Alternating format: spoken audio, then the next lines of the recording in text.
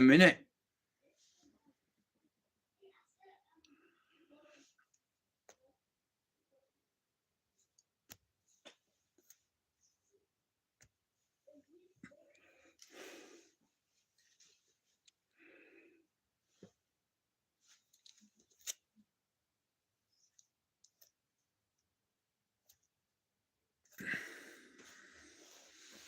Oh, this is messing, man.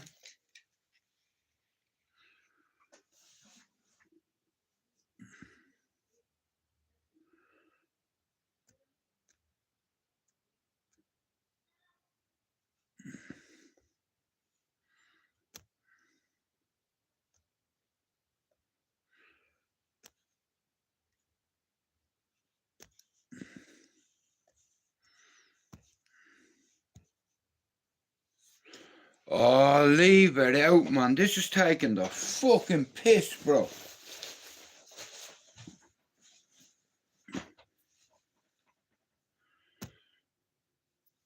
Oh, man.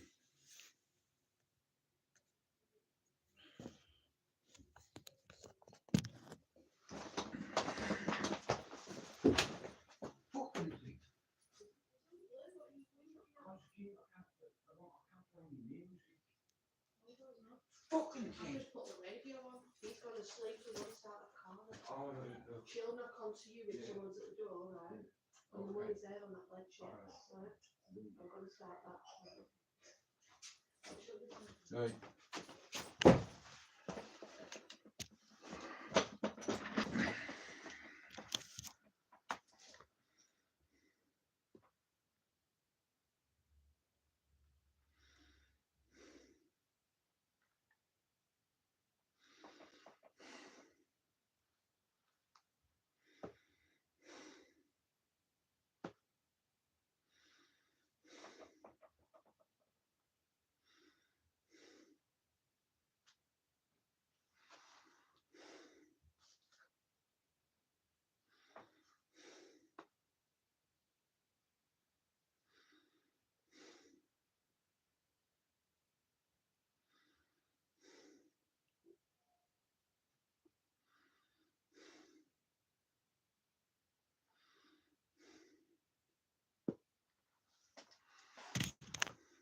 Feeding your cat Shiba supports coral reef restoration. Join with me to see how coral reefs are being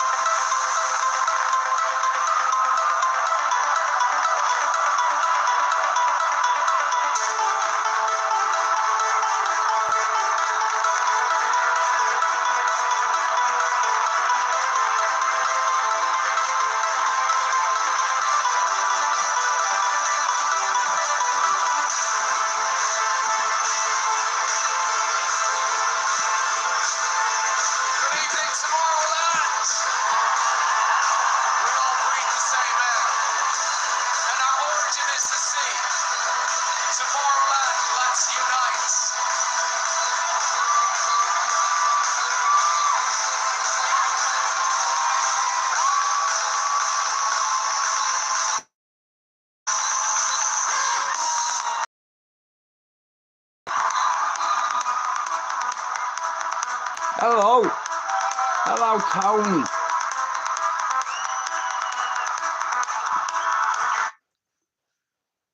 Why would you say something like that? Are you a Rangers fan? Are you a little insecure midget? Hey, don't insult my flag, yeah? Or you won't last 2 seconds in this live, dickhead. How about that? How are you, Bonnie? Be nice in here, you. Or you will be turboed, yeah. Turbo injection, yeah. Oh my life. In fact, hang on a minute. Motherfucker. See you later. This is not my flag.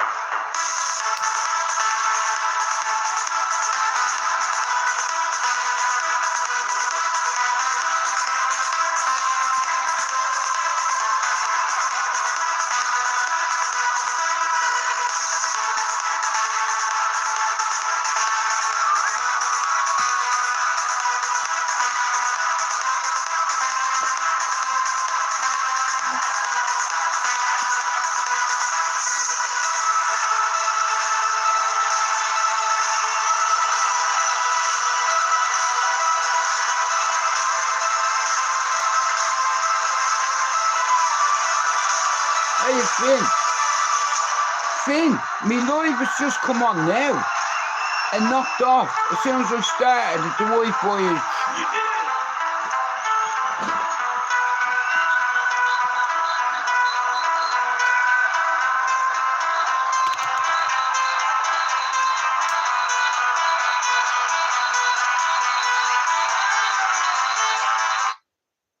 I'd like to applaud you for the way you behaved the other day. You know, like I said, right?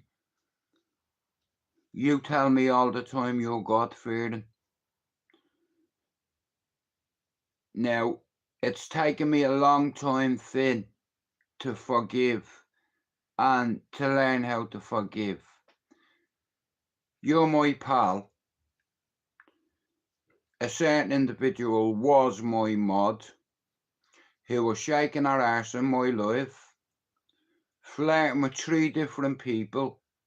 You crossed the fucking line.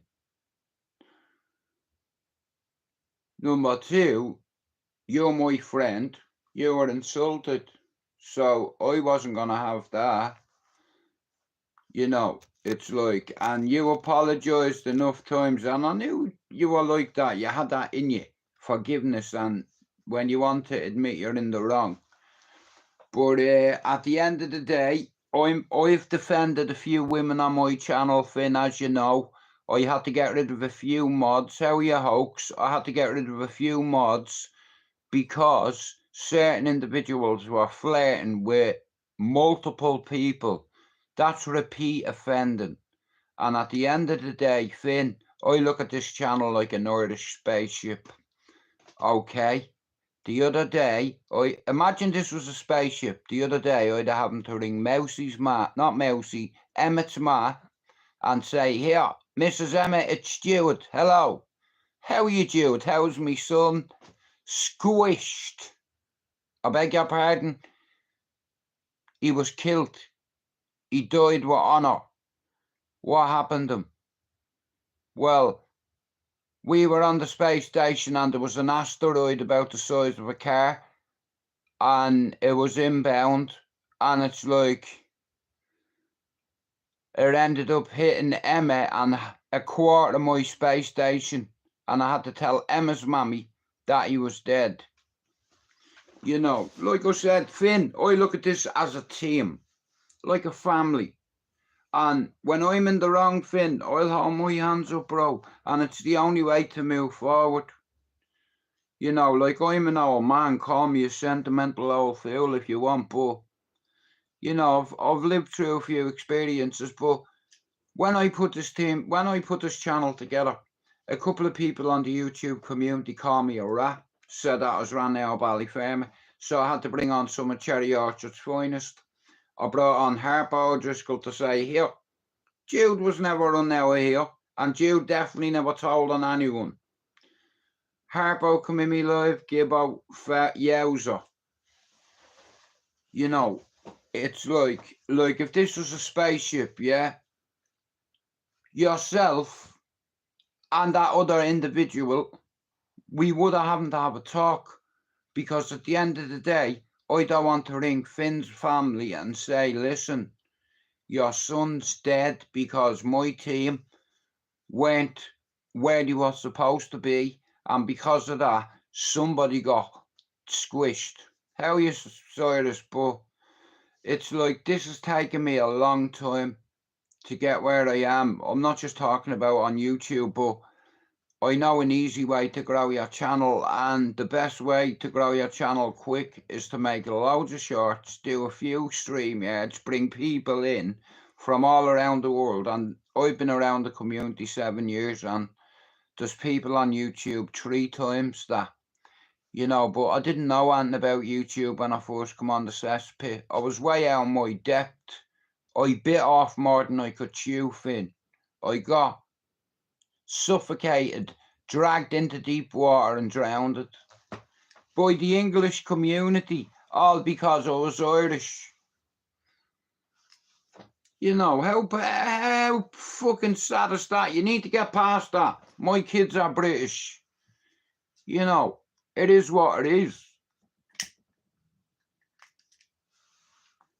You see, the thing about men, we won't admit when we're wrong. And we put our principles, we put our principles and pride before our happiness. And you don't realise that till you get past 40 into 50.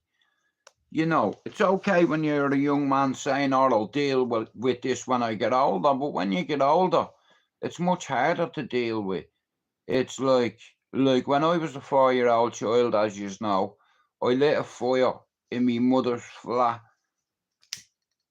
And the flat went up, and my little brother and sister went up as well. Yeah, and smoke, and then to heaven. Because of what I did, it caused a butterfly effect in my life. For those that don't know, that go into Finn's channel, shout out to Eve. And guys, if you're not sub to Cyrus, Finn and Eve, can you skip them a sub? And Mr. Hoax as well.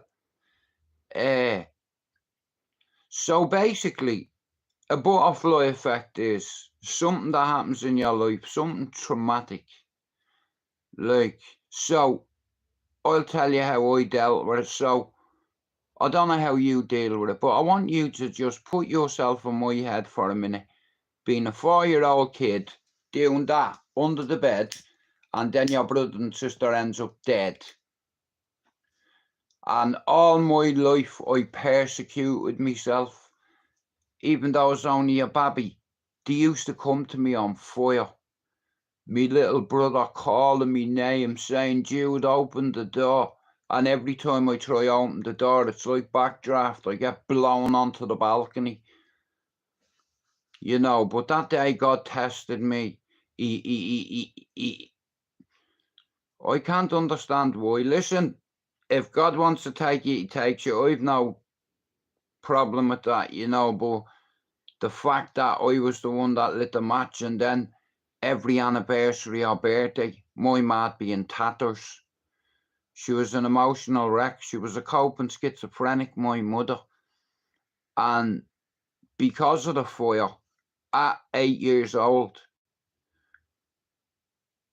I was put in front of 3 psychologists, and he made a decision that at the time there was a new drug in Ireland. It was on trial called Ritalin, and at the time I hadn't got a clue about it, okay? And I didn't know what it does to you, okay? And once I start going on that, I stopped dreaming. Well, and because I was on a medication, my mother was ashamed because she had mental health, because there's a stigma attached to it, right? And one of my aunties found out that I was on meds as a kid, and she held it against me and my mother, you see, because in families you have favourites and you have cunts. My mother was a favourite and my auntie is a cunt. No, sorry. I'm really sorry. Let me take that back. How rude of me. In all fairness, like, you can't be saying things like that. So, I'd like to say to my aunt, you're not a cunt, my bad. You're a fucking cunt. Yeah, and your sons will do nothing. putting me down, labelled me the black sheep of the family. Then 4 of her fucking brats ended up becoming heroin addicts, you see. And I ended up going and getting a degree. My son's got a degree. Me 2 brothers are 2 years into getting a degree. Education is the way forward, and it's like I got mine back. You know, it's like I can speak a couple, not fluent, you know what I mean? Because I always believed I was destined to move to Spain, so I learned the language before I moved there, because that was my dream, right? Do you know what my dream is right now? I have mates who owned a lot of property and land and fast cars and nice watches, and I could have had a piece of that, and I wanted a bit of that. And then what I wanted to do was I wanted to save enough money for a boat and a little apartment in Valencia, and I'd never looking back. That was my dream, because I like fishing, right? Now, I don't know anything about boats, but I'd learn, you know. So I had to put that on hold when I become a father, yeah? And I could still see it in the distance. And my father said to me, son, when I die, you're going to have your dream. There's 290 bags there for you. You just have to send me death cert to Royal Ivor. They'll put 170,000 in your bank. My dad worked for 31 years for that money. When he died, me mother, she couldn't even send a text message. My dad did everything, you see, and me mum liked to drink, to the point where she took out all the money and didn't think about my father's life insurance policy and the money that gets taken out every month, right? She got 4 letters. On the day he died, I found out not just my dad was dead, but his policy was terminated.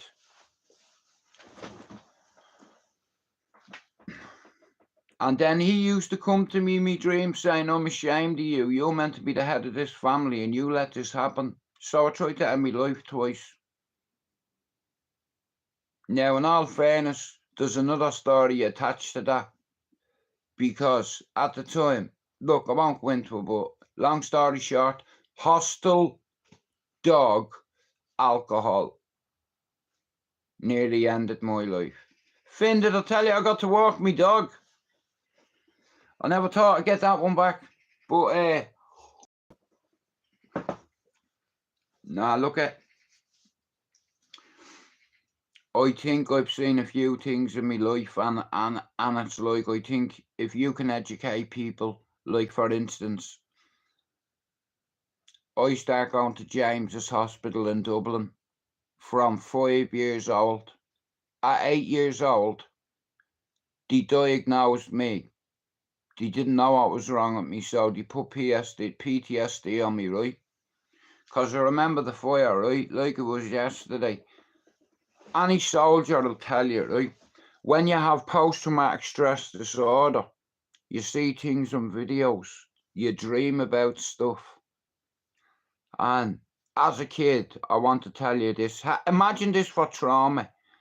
So don't give up hope, because I'll tell you about trauma. How about this? How about hearing your baby brother scream and crying and you can't pull them out of that fire? Next of all, you get blown onto the balcony at 4. Fast forward 10 years later, I'm having a piss in a disco. A long piss, because it's after having a nagging of vodka, right? Now, I don't drink now, but when I was a teenager, I did a little bit, right? So, whilst I'm having a piss, I come outside a thing, in a disco, and on the ground was a friend of mine, bleeding to death, calling for his mammy.